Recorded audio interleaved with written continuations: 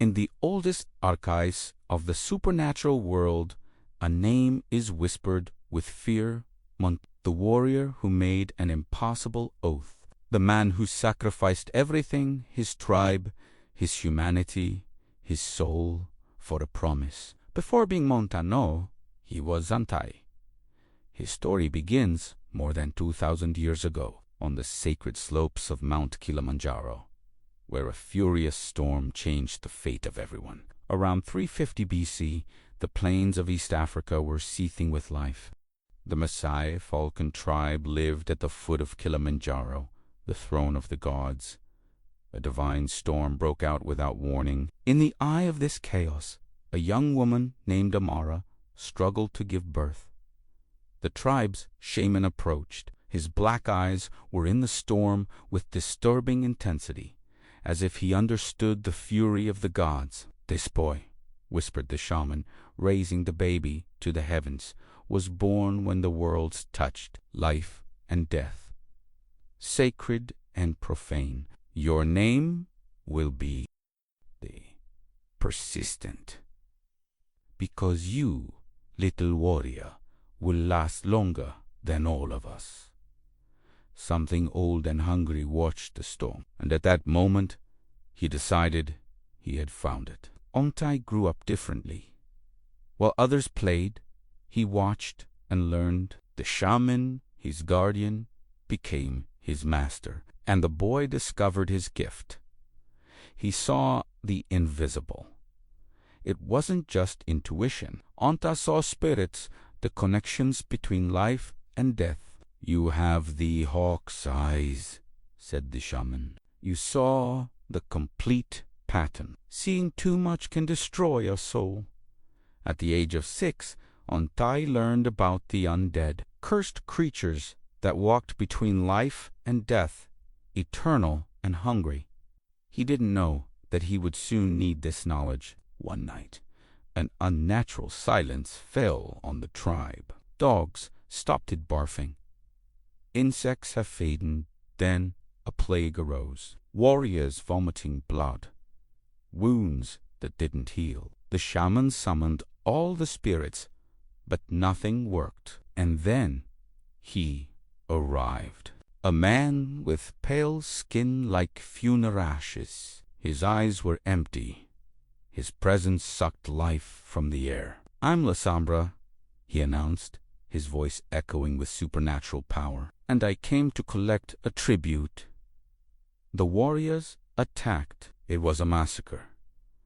Lasombra moved faster than the eye could see. Living shadows enveloped the men, strangling them. The shaman invoked the ancestors, forcing the vampire to retreat. For a moment, it seemed to work.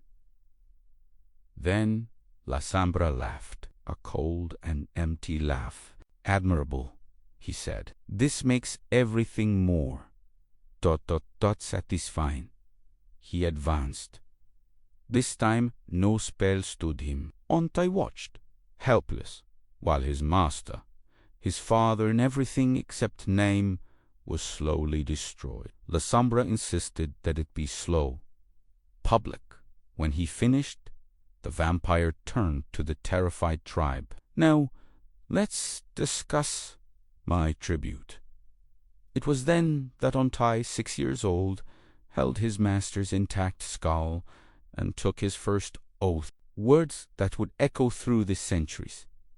"I swear by my master's blood, by the spirit of Kilimanjaro, by my mother's memory, I'll rid my people of this creature. It doesn't matter the price." He didn't know that Lasombra heard him. Anne smiled. Lasombra had a millennial problem. Old children he raised disappointed him. Cowards, stupid, or treacherous. None offered the genuine loyalty he wanted. "They always betray me," he concluded. "So I'll make others raise the perfect son for me. Gather these survivors of the Falcao tribe. You will give me a son, loyal and worthy of my lineage." The elders protested. "We are not cattle." Lasombra smiled. You can do it voluntarily, ... or I'll kill half of you now and force the other half with no choice." The tribe elected the strongest couple. A union was arranged. 9 months later, Jabari was born, the son of Lasombra. The vampire's plan was perverse. He will have everything he wants. Each order will be obeyed. You will grow up used to commanding and to shape Jabari. Lasombra chose a special companion. "Ontayu," he said to the boy who swore to destroy him, "will be his friend and servant. He will protect and teach him." The irony was delicious for the vampire. The sworn liberator would now create the next oppressor. Under threat of annihilation, Auntie accepted. Ontai watched Jabari being spoiled to rot. Every whim met, never heard a no. Meanwhile, Ontai trained in secret. His hands were bleeding in the practices with the spear. His eyes studied Lasombra's every movement. His mind absorbed all knowledge about vampires. Years have passed. Jabari became an arrogant and cruel adult, obsessed with pleasures, the opposite of what Lasombra wanted. Lasombra emerged to finally embrace his perfect son. Upon seeing what Jabari became, his fury exploded. "Is this what they created for me?" In an instant, he destroyed Jabari. He turned to the tribe. They failed. "I'll kill half of you as punishment. Then we'll start again. Until I have my son, even if it takes 1,000 years. It was the limit. The older elder stood up. "There will be no more children. We will die like the Falcon tribe, not like your cattle." In an act of collective despair, they attacked. The battle was brutal.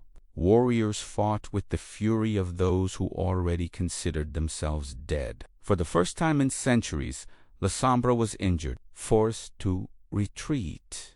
"I'll be back tomorrow night," he promised, "and I'll finish this."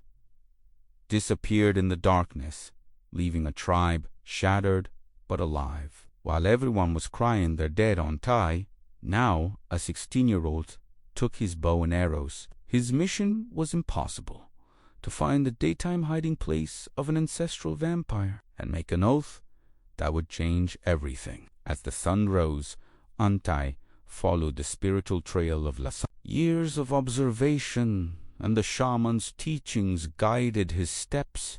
He didn't follow footprints, but the disturbance that the vampire left in the spiritual world. He found a hidden cave, protected by spells and guardian spirits. But years under the influence of Lasombra had awakened something in him. He went through the defenses as if he were transparent. Inside the cave, Lasombra slept in torpor.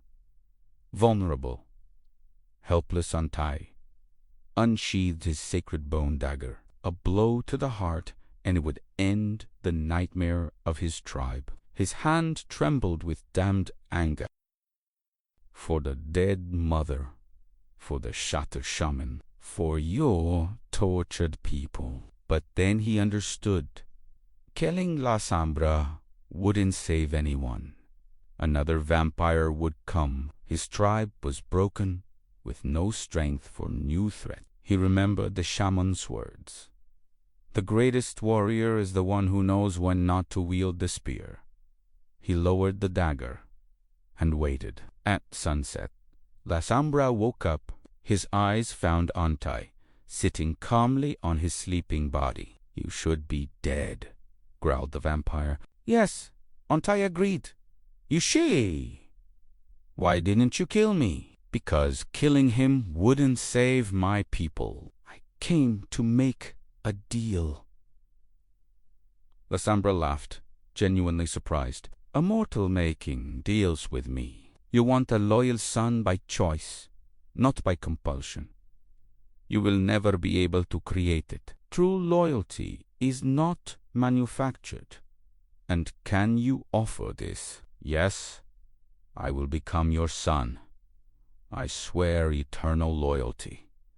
I will follow you in everything. In return, you leave my tribe alone. Forever? What if I order you to destroy your tribe? Then I'll do it. Silence hovered. For the first time in millennia, Lasombra was genuinely impressed. I accept, said the vampire, and I won't use the blood tie. I want your loyalty without compulsion. Antai knelt down, and Lasombra drained his life. Montano emerged as a vampire. His enlarged senses heard every heartbeat of his tribe. The beast inside him roared, "Feed yourself!" He ran towards the camp.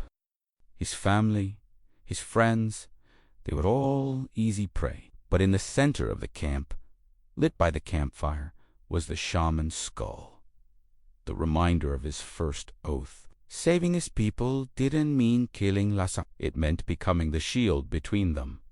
Montano turned around and ran to the plains. He hunted a wilder beast. The animal blood was inferior, but enough to shut up the beast. Upon returning to the cave, Lasombra was waiting for him. "Interesting," said the vampire. "But that wasn't the real test. Here it is. Kill your tribe, every man, woman, and child." It was the direct command that Montano had promised to obey. He walked towards the camp without hesitation. Your tribe saw him. Some smiled, finding him alive. Others retreated, feeling the predation in their eyes. The old man approached. "Antai, is it you?" "No. Antai is dead." "I'm Montano." He raised his hand, claws extended. The old man closed her eyes, accepting the end. Montano lowered his hand. He turned to listen. "No. Do you break your oath?" "No. I tasted exactly the opposite. If I killed my people, just by your order, what value would my loyalty have? It would be just compulsion. But by keeping my first oath, I proved that when I promise something, I keep it. Always." Lasombra remained motionless, and then he laughed, a laugh of genuine admiration. "You fooled me, boy." He offered loyalty, but defined his terms. "You don't want an obedient son. You want a son of honor." He reached out. "Very well, Montano. You won. Your tribe is saved, and you will be my son, my chosen son." Montano accepted the hand. "And I'll be loyal forever." "Why?" Lasombra asked. "Why take this oath?" Montano looked at his people, now safe, because some promises are worth more than eternity. Lasombra kept his word. The Falcon tribe prospered, their legends of Antai becoming stories around the campfire. Montano became the loyal son. He traveled with Lasombra through the ancient world. He saw Egypt, Greece, the height of Rome. He served as a right-hand man, counselor, and warrior. "The others follow me out of fear," Lasombra confided. "You follow me by choice. That makes all the difference." Montano established the Victory Corps, an elite of vampire warriors. He led campaigns that shaped empires. Through everything, he carried the shaman's skull, reminder of the price paid. Centuries have passed. In the 1400s, the anarchist revolt began. Young vampires, tired of the tyranny of the elders, rebelled. His target, the Antediluvians, like Lasombra. They used the obliri consume elders to steal their power. They had already destroyed an Antediluvian. The Sicilian castle of Lasombra was invaded. Montano and the Victory Corps fought bravely, but they were in smaller numbers. So, the betrayal? Graciano, Montano's vampire brother, allied himself with the anarchists "Join us, Montano," Graciano begged. "Be free." "No," Montano replied, and fought. He made his way to Lasombra's chamber, but arrived too late. He saw the anarchist leader Lugoj consume Lasombra's blood. He saw the Antediluvian turn into ashes. He saw the rebels celebrate. But his sharp senses realized something wrong. The destroyed body was not Lasombra. It was a dupe modified by magic. Sweeping the room, Montano saw the truth. The real Lugoj was dead, hanging from the ceiling. And there, disguised as Lugoj, was Lasombra. The Antediluvian looked directly at Montano. His message was clear. Silence. It was a brilliant plan. Lasombra had faked his death to infiltrate and control the revolution. Lugoj announced to the anarchists, "The shooter is dead. I must go into torpor to process your power. When Gehenna arrives, I'll return." While escorting the fake Lugoj, Lasombra passed through Montano. His eyes asked, "Will you betray me?" Montano remained silent. His oath of loyalty, even after the final destruction, was still valid. The anarchists celebrated their false victory. Graciano took over the Lasombra clan, and Montano carried the most dangerous secret in the vampire world. Centuries have passed. Montano did not join the Sabbat anarchists. They had killed his sire, and honor required opposition. He also did not return to the Lasombra clan, now led by the traitor. He became an anti-tribu Lasombra in Camarilla, a homeless man, honored by both sides, but belonging to neither. Through all these years, he carried two weights. First, the shaman's skull, a reminder of the oath that saved his people. Second, the terrible knowledge that Lasombra was still alive, hidden in the skin of Lugoj, asleep, waiting for Gehenna to consume his own clan. Montano could have warned them. It could have saved generations of vampires from the right destruction. But that would break his oath of eternal loyalty. So he remained silent. His honor, once his strength, became his cruelest prison. Montano still walks between us. It still carries the skull. He still keeps his impossible oaths. He is the warrior who saved his people at the cost of his soul. The son who remained loyal when loyalty became a curse. The man who learned that honor and horror are sometimes inseparable. Somewhere in a forgotten crypt, Lasombra sleeps, waiting. And Montano lives with the final question. Is the true price of honor to be forced to choose between saving a family and condemning another? He doesn't know the answer. Just know that a man of honor keeps his promises, even when these promises destroy everything he loves, even when honor becomes the biggest burden of all. Because more than 2,000 years ago, a 16-year-old boy learned the hardest lesson. Some promises are worth more than eternity itself, and once done, they are carried forever. If you want to continue investigating the real mysteries behind historical legends, subscribe to the channel. In the comments, tell me, what other historical character would you like us to investigate in the archives? What other hidden truth do we need to reveal? The documents don't lie, and the more we investigate, the more we discover that the real story is always more extraordinary than any fiction.